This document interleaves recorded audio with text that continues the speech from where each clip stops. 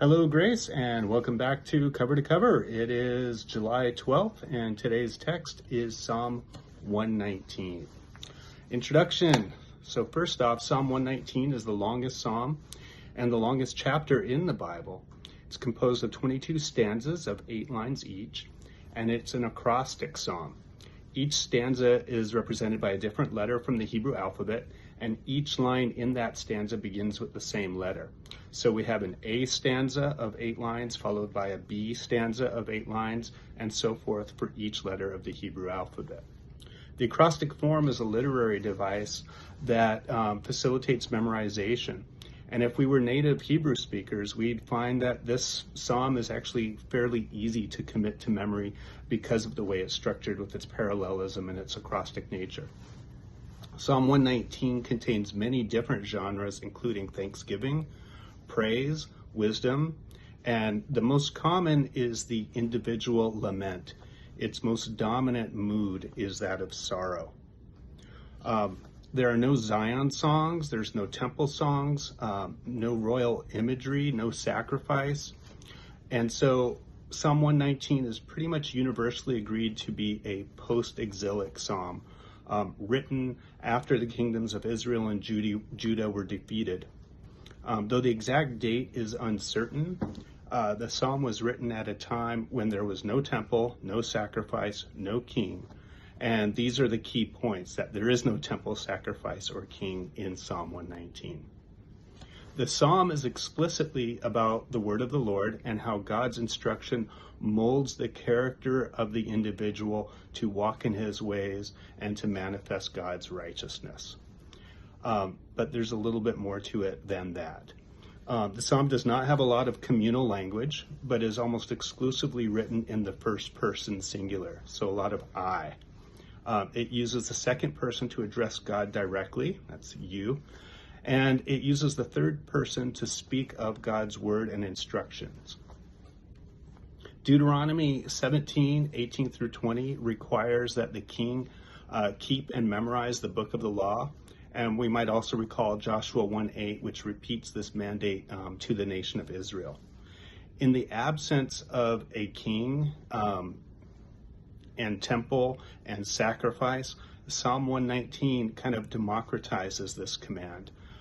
God is Israel's king, and the people are called to memorize his word, which is a lamp to their feet and a light to their path. And so Psalm 119, designed to be memorized, is the starting point for the individual to internalize God's word in their own lives. The book of Psalms is divided into 5 books, intentionally representing the 5 books of the Torah.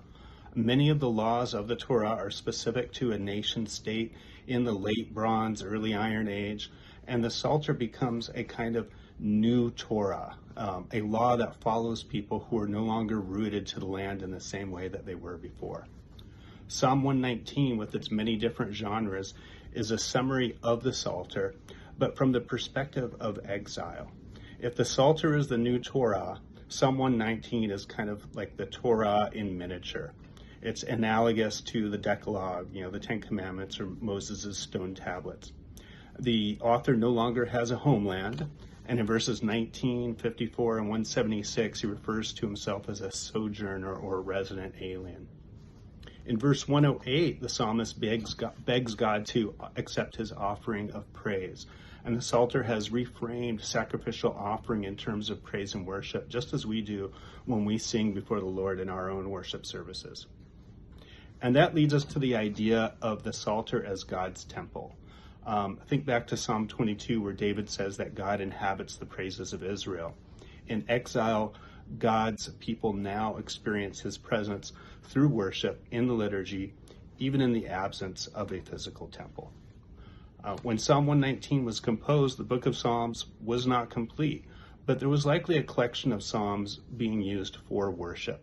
And this is important because when we read the Psalms, a psalm about God's word, our Christian perspective kind of thinks of the word as the Bible or the law as the law of Moses. And Psalm 119 has a much more robust idea of that.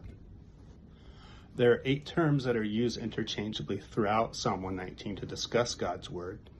And these 8 words flow from God to the psalmist. And so we'll review each briefly.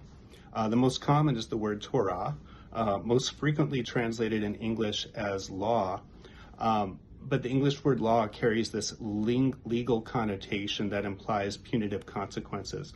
And the word Torah is better translated as simply instruction. Its root meaning is to like throw a ball or shoot an arrow and to point a direction. And so it's to kind of like follow or lead or direct. And so it has a much more robust meaning than simply a law or a stipulation. And we see that in that all 5 books of the law contain a lot of narrative. It's not just laws. It's not just stipulations and commands. The next word that we come across is the word, divar, which literally means word. Verse 89 says, "Forever, O Lord, your word stands firm in the heavens." Next, we have the word imra, which is a saying or a promise. In verse 50, it says, "This is my comfort in my affliction, that your promise has given me life." We have another word, edot, which is a testimony. In verse 138, it says, "You have appointed your testimonies in righteousness and utter faithfulness." Next, we have the word pikudim, which means precepts or an appointed charge.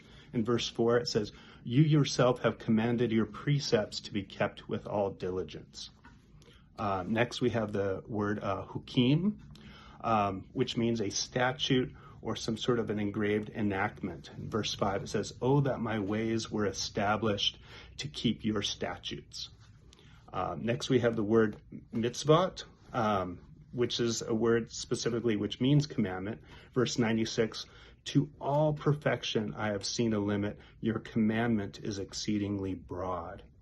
And then finally, we have the word mishpatim, which means judgment or a just decision. Verse 75 says, "I know, O Lord, that your judgments are righteous, and in faithfulness you have afflicted me."